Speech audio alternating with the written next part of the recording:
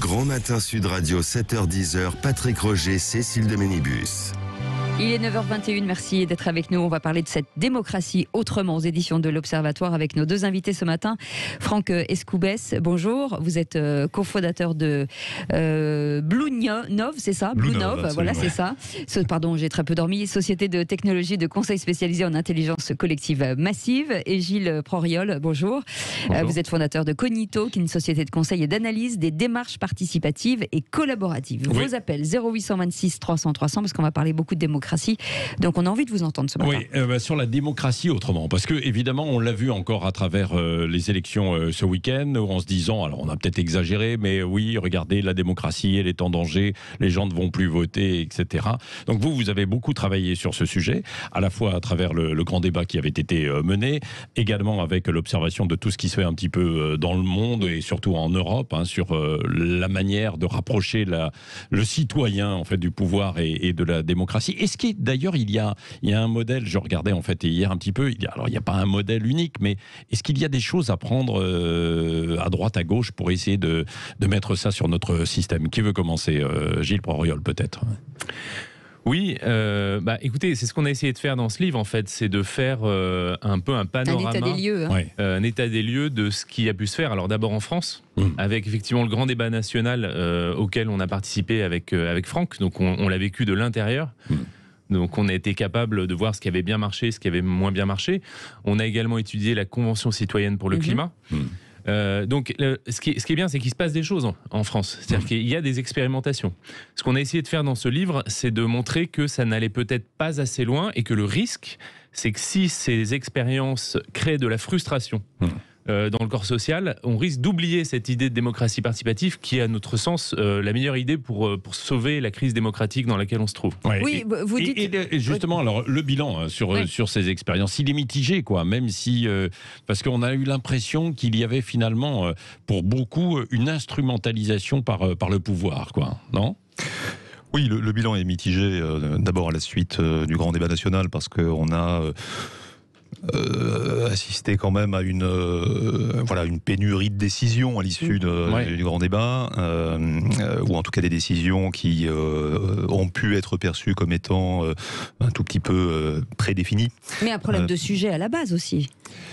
Alors, le sujet du grand débat avait au moins la vertu d'être très très vaste, puisque c'était l'ensemble des grandes problématiques citoyennes, même si il y avait, disons, des thèmes qui avaient été prédéfinis, mais les citoyens sont rapidement sortis de ces thèmes pour s'exprimer sur leurs préoccupations. Et je pense qu'on a fait la démonstration, la France a fait la démonstration au travers de l'expression citoyenne d'une très forte maturité politique, puisque on a fait émerger plus de 110 préoccupations citoyennes, 700 propositions, donc c'est un panel extrêmement riche et je dirais presque représentatif de la diversité des points de vue politiques. Donc, en ce sens-là, je pense que le grand débat national, d'un point de vue exercice démocratique, a plutôt été un vrai succès. Un succès de réflexion citoyenne. Même s'il n'y a pas eu véritablement de débat, il y a eu une consultation. C'est-à-dire que les gens se sont exprimés sur leurs attentes, sur leurs préoccupations, sur leurs soucis et sur des idées de réforme ou des idées de mesures. Il n'y a pas eu véritablement de débat au sens de la délibération. Mais c'était déjà un premier pas significatif. Pour revenir sur la Convention citoyenne, tout le monde s'est posé la question de savoir si on était vraiment représenté. Donc il y a un gros pavé que vous expliquez, de se dire est-ce que finalement c'était pas que des retraités. Et c'est vrai qu'on avait une image assez floue de ces gens, de savoir si c'était qui représentaient la France. Qu'est-ce que vous pouvez dire là-dessus? Juste on a entendu beaucoup de commentaires sur le principe du tirage au sort, la France en miniature, avec cette quête de représentativité. On sait combien c'est difficile en réalité de mobiliser 150 citoyens sur une durée aussi longue, puisque l'exercice s'est étalé sur quasiment 18 mois, je crois de mémoire 9 week-ends, donc on est sur un engagement très long et très contraignant pour les citoyens. Et donc de ce fait, identifier 150 citoyens qui sont prêts à jouer le jeu et à jouer le jeu durablement, c'est très compliqué. On finit par produire un phénomène d'auto-sélection, c'est-à-dire que les plus engagés, les plus convaincus participent. Donc peut imaginer en effet que quand il s'est agi de trouver une personne de plus de 50 ans vivant dans le sud-ouest de la France et qui acceptait de jouer le jeu, a priori, cette personne-là avait quand même un intérêt assez poussé pour la transition écologique. Voilà un peu le...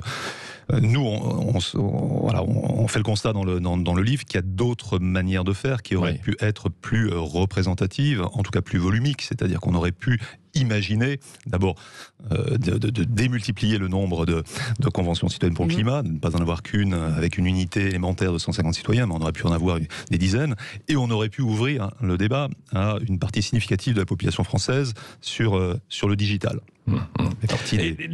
Les conventions de ce type, ça c'est une solution véritablement d'avenir. Alors je vais ramener à un sujet qui en a fâché beaucoup, mais qui était le RIC, le fameux référendum d'initiative citoyenne. Est-ce que ça pouvait être une piste, Franck Escoubès ou Gilles Proriol, pardon, excusez-moi. Oui, alors en fait, nous dans notre livre, on a une position un peu médiane. C'est-à-dire que c'est pas parce qu'aujourd'hui on a le sentiment d'être dans une démocratie où la décision est accaparée par quelques personnes qu'il faut passer à l'opposé où finalement tout le monde déciderait de tout le temps. Ça nous paraît un peu extrême comme position. Nous, on préconise plutôt une position où les citoyens soient davantage écoutés, davantage consultés et participent à la décision. Quelque part que ça soit une aide à la décision pour les élus. Il ne s'agit pas de remettre en cause la démocratie représentative. Les élus essayent de nous représenter comme ils peuvent. Leur métier est difficile, ils font face à des problèmes complexes. Nous, ce qu'on dit, c'est qu'en fait, écouter la population et la faire participer à la décision est une manière de faciliter cette prise de décision, de la rendre plus facile à approprier pour la population et donc plus efficace à la sortie. Et je crois qu'il y a un parti pris important dans le livre qui est de considérer que la recommandation démocratique n'est pas nécessairement de considérer qu'il faille mobiliser tous les citoyens sur tous les sujets tout le temps. Donc déjà c'est un parti pris assez fort. Oui, parce que là ça devient infernal quoi. Pour le moindre sujet, on va consulter en fait tout le monde et puis on n'avancera plus quoi. C'est sous-entendu en tout cas quoi. En tout cas au stade de la consultation, ça nous semble important de consulter le plus grand monde pour avoir un point de vue le plus représentatif possible des problématiques et des perceptions de ces problématiques par les citoyens. Mais ce serait quel sujet par exemple? La question c'est sur la co-construction des politiques publiques. C'est là où on fait la différence dans le livre en disant la co-construction des politiques publiques, typiquement ce qui s'est produit dans la Convention citoyenne pour le climat, n'a pas forcément vocation à mobiliser tout le monde. On fait j'ose pas dire un pari méthodologique, mais plutôt on répond à une conviction méthodologique très forte, liée à notre expérience des débats publics, qui consiste à dire qu'il est préférable, pour co-construire les politiques publiques, de mobiliser des citoyens qui ont deux caractéristiques, soit des citoyens qui sont concernés et affectés par le problème en question, soit des citoyens qui ont une compétence parce qu'ils ont développé un intérêt, une passion, un violon dingue, un engagement autour de la problématique en question. Et quand on a à la fois des gens concernés et des gens compétents, alors, immanquablement, ils sont moins nombreux que l'ensemble de la population française sur un thème donné, par construction.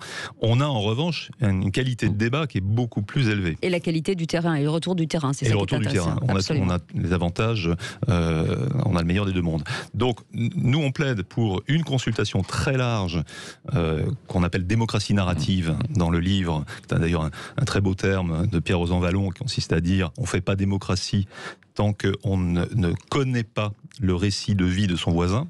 Si on ne se connaît pas entre nous, on a une difficulté intrinsèque à faire démocratie.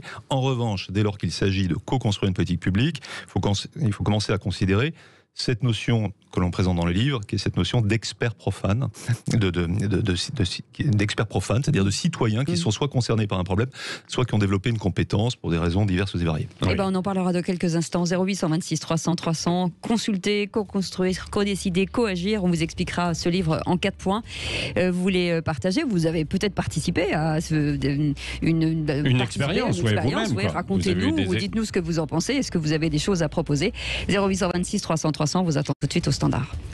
Le Grand Matin Sud Radio, 7h-10h, Patrick Roger, Cécile de Ménibus.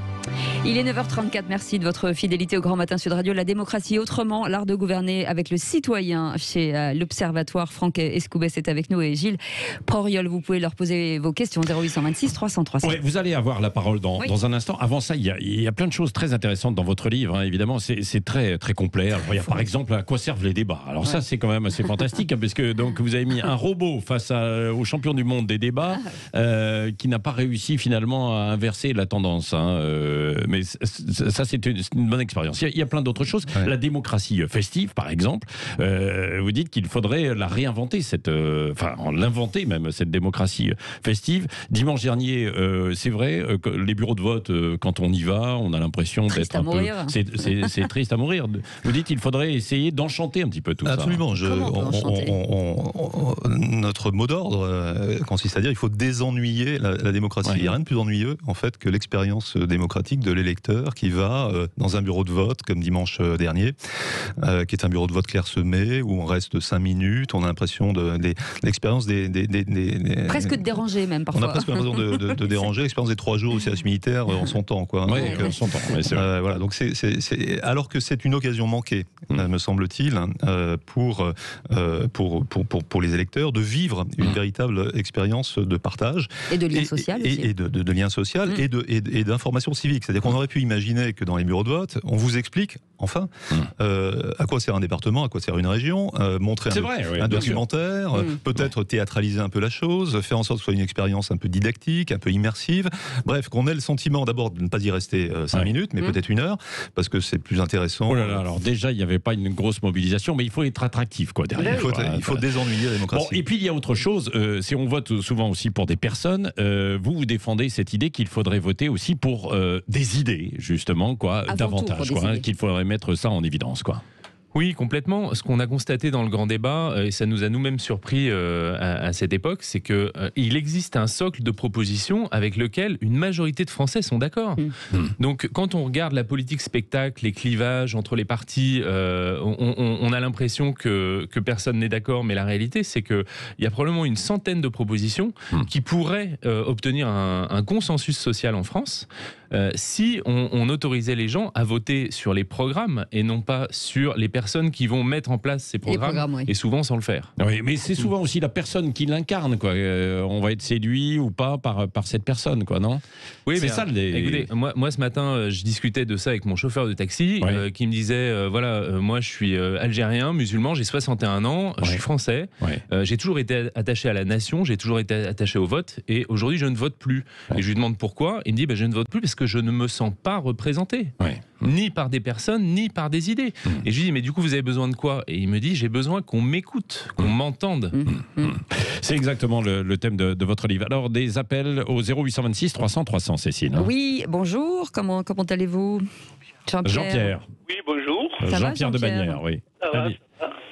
Bienvenue sur Sud Radio, on vous écoute, vous avez une question? Oui, et moi je voudrais revenir sur l'abstention des élections. L'abstention. Oui. Voilà, parce que tout le monde parle, tout le monde s'est abstenu. On prévoit encore au second tour un nombre impressionnant d'abstentions. Il faudrait quand même voir depuis le début pourquoi il y a l'abstention. Il faudrait demander à M. Sarkozy, il est un peu responsable de tout ça. C'est quand les Français ont voté, qu'on a voté contre le traité de Maastricht, et ce monsieur, au bout d'un moment, quand il est passé président, a dit, moi, je mets une trou de trait dessus. Alors vous croyez qu'on a confiance, on peut aller voter avec des gens comme ça? Et puis après, les autres présidents sont arrivés. Ça fait 15 ans que la France est en train de descendre.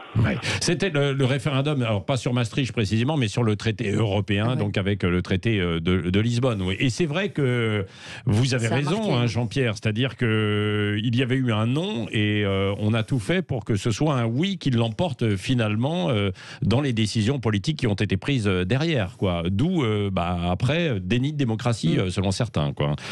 Franck Escoubès ou Gilles Proriol?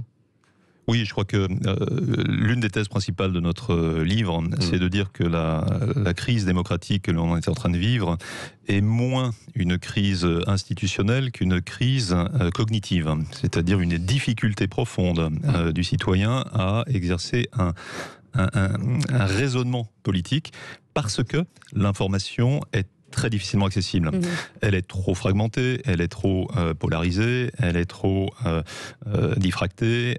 Orientée parfois. Orientée. On connaît évidemment la problématique des réseaux sociaux. On doit aussi responsabiliser un peu davantage les médias. On a beaucoup de difficultés à présenter de manière synthétique, exhaustive, les tenants et les aboutissants d'un problème. Donc comment voulez-vous faire quand on est un citoyen exposé à une problématique aussi complexe que la Constitution européenne dans le cadre de ce à quoi l'auditeur fait référence, ou d'autres problématiques régaliennes, nationales, qui sont d'une complexité sans nom, singulièrement la transition écologique pour la Convention citoyenne pour le climat. Donc je crois qu'il y a une crise cognitive majeure, qui est une crise d'accès à l'information, de simplification, de vulgarisation de l'information. On l'a vu pour expliquer l'abstention, une partie de l'explication de l'abstention au régional et départemental est liée au fait qu'on ne comprend pas quelles sont les attributions du millefeuille administratif en France, etc. Donc il y a une crise de l'information. Et cette crise de l'information, elle appelle à une véritable révolution de ce que nous, on a baptisé le web politique, c'est-à-dire une réarchitecture du web et du digital. Est-ce qu'on peut justement, c'est la question que je vous posais hors antenne, mais est-ce qu'on peut réellement aujourd'hui se rendre compte de cette démocratie et arriver à la hiérarchiser? Parce qu'il y a tellement d'informations, est-ce qu'on peut s'en servir de ce qui se passe sur les réseaux sociaux? Ou est-ce que c'est difficile finalement? Alors, il existe des outils qui permettent aujourd'hui, notamment l'analyse sémantique, qui permettent d'analyser des très très gros volumes de données. Ce sont ces outils que nous avons utilisés lors du grand débat national. Des outils également de représentation de l'opinion, qui vont bien plus loin que les sondages. Enfin, les sondages sont un outil complètement périmé en termes de représentation de l'opinion. On répond à une question par oui ou par non et on restitue ça sous forme de pourcentage. Donc aujourd'hui, on a des outils qui permettent de beaucoup mieux décortiquer, comprendre la parole citoyenne. Donc oui, on peut y voir un peu plus clair. Après, le problème des réseaux sociaux, c'est aussi la logique du clash permanent. C'est-à-dire que c'est la logique où on n'est pas en débat, on est en agression, on est en opposition, on a un ennemi en face de soi. Voilà. Donc en fait, ça fait pas beaucoup avancer les choses. Et on n'écoute pas, quoi. C'est ce que vous dites, c'était la conclusion justement de l'expérience autour de ce débat, ce que vous dites dans ce livre, quoi. Autre appel. Jean-Pierre qui nous appelle de Draguignan. Bonjour Jean-Pierre. Jean-Paul, pardon. Jean-Paul. Décidément. Oui, bonjour. Bonjour Jean-Paul. Oui. Écoutez, moi simplement, je voudrais dire que je suis un peu dans une pensée différente de tout ce qui est avancé. Je ne crois pas du tout à ces formes de progrès, d'intéressement des citoyens. Voilà. Je pense que le problème, il vient de la médiocrité de nos hommes et de nos femmes politiques depuis quelques années. De leur manque de respect pour les citoyens. Ça vient aussi du fait que les citoyens ont de moins en moins de... comment dirais-je, vous parliez à peine de choses, de problématiques civiques en fait, qui il y a quelques années étaient étudiées à l'école primaire. Vous voyez, voilà, maintenant on a des citoyens qui ne connaissent plus rien en rien parce qu'on ne leur enseigne plus rien. Et toutes les divisions politiques, la médiocrité de ces gens qui passent leur temps à s'invectiver et à ne porter que des programmes, comment dirais-je, électoralistes qui ne sont pas dans l'intérêt du pays ou qui veulent à tout prix nous parler d'une modernité qui n'en serait peut-être pas une et ainsi de suite, simplement pour avoir une place, simplement pour... on a l'impression qu'ils veulent simplement briller, passer à la télévision, parler plus fort que les autres, et tout cela n'amène rien au débat, n'amène rien à la société. Et c'est pour ça qu'on se retrouve avec ce pays complètement fracturé. Bientôt, vous ne pourrez plus discuter de politique avec vos amis, simplement.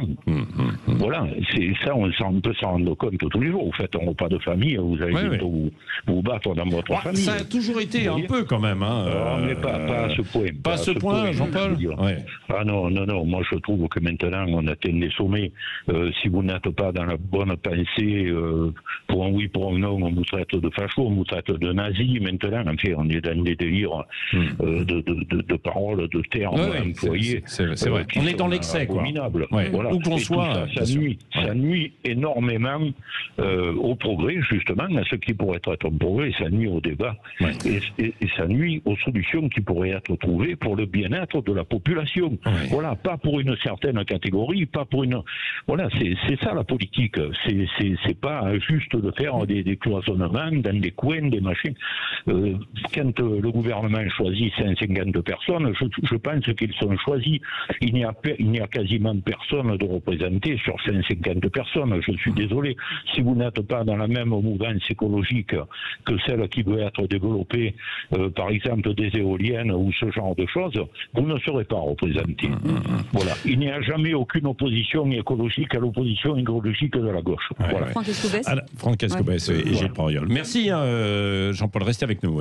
Oui, je suis très très en accord avec ce qui vient d'être dit. Je crois qu'il y a une ambiguïté autour du terme de débat. Et ça, c'est un point important qu'on essaie de développer dans le livre. On utilise le terme débat et débat public à toutes les sauces, en permanence, en considérant que c'est l'alpha et l'oméga de la politique. En réalité, ce qu'on observe, et les études à l'appui, études scientifiques à l'appui, c'est que le débat ne fait presque jamais changer d'avis. C'est une réalité observée, factuelle, etc. Donc, en réalité, un débat sert plutôt à informer les protagonistes sur la problématique, mais pratiquement jamais à opérer une conversion de point de vue.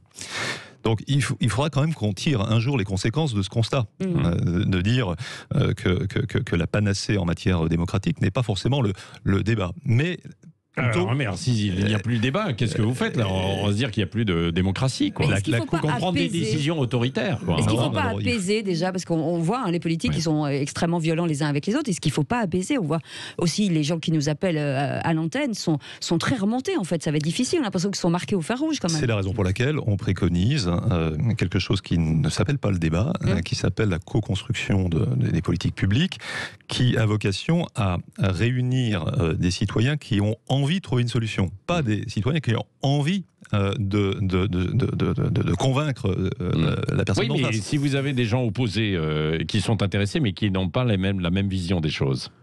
Je crois qu'il faut aussi apprendre une nouvelle écologie des comportements, en fait. C'est-à-dire réapprendre à écouter l'autre, réapprendre à entendre, à argumenter, à essayer de négocier des solutions et à pas être dans l'affrontement permanent. Moi, je suis touché par ce que dit cet auditeur.